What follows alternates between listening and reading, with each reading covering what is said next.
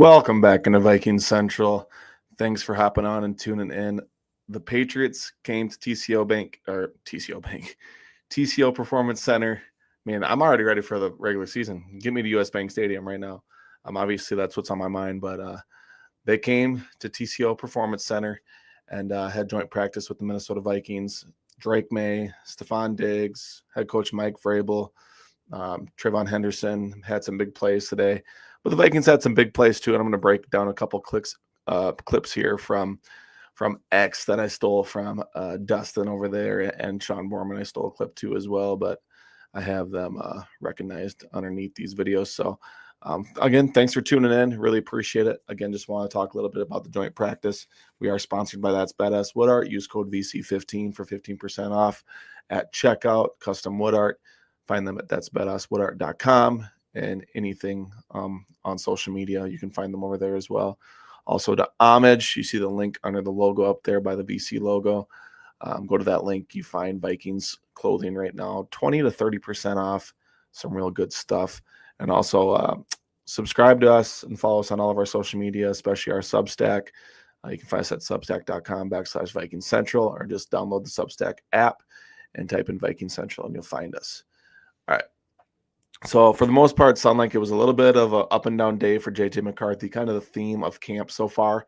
But at the same time, to be expected for a first-time starter, just kind of getting everything thrown at him right now. It sounded like they worked on a lot of intermediate, short game, screen game that we'll see here in a little bit.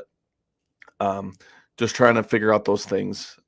Just make sure he's doing the little things all right, getting down the timing and everything, the chemistry. Jordan Addison, TJ Hawkinson, and others.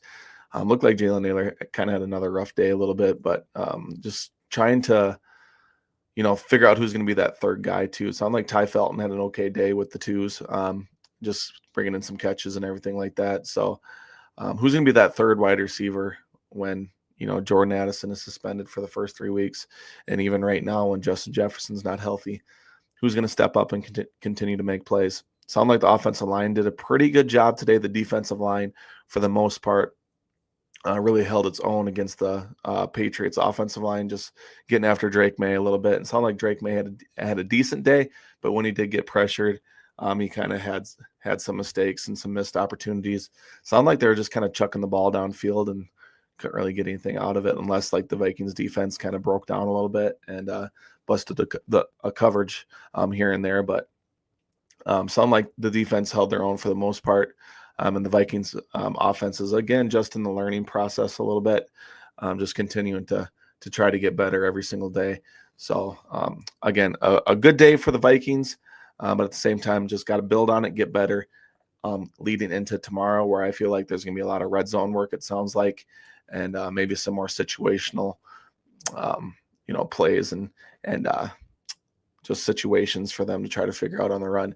So it's going to be fun. Just going to continue to watch them and see how everything progresses lead into the Saturday preseason game, where I'm not sure if any starters will play. I don't know Kevin O'Connell's preference on that right now, but it's going to be interesting to see kind of how he kind of makes that work for the first team offense and defense. So do want to break down some clips here. Again, I just want to give this man his flowers, this first clip here. Dwight McGlothern, Nudie McGlothern, again, just is doing a really good job of making plays at training camp.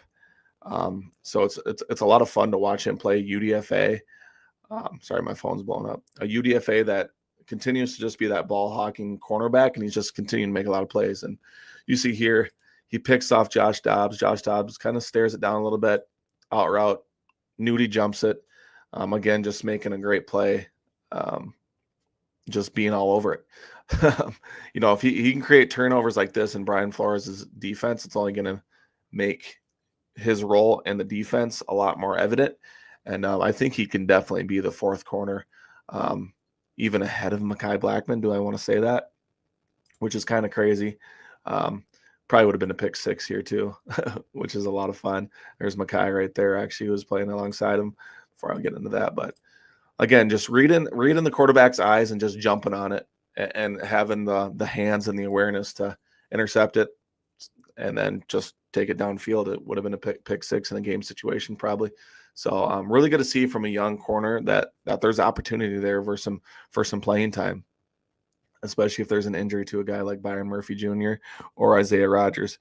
Going to be a lot of fun to just watch the development of him and Zemiah Vaughn, of course.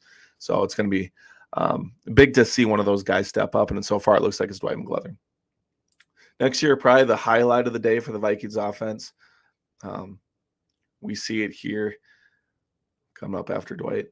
Screen game here to Aaron Jones, and watch number 74 coming down. Big Donovan Jackson. Boom, one guy there. Boom, a second guy there.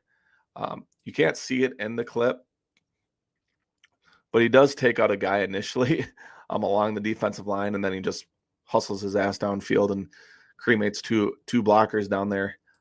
Aaron Jones does a good job following his blocks and kind of being patient, waiting for that. And just a veteran running back, that's what he does. Again, a lot of fun to see that out of your young guard. You can just tell how big he is too, but he's got the athleticism. Man, you absolutely love it. Took out Jordan Addison there at the end, but that's all right. You just really got to love it. Just watching him work, and he's only going to get better in pass protection.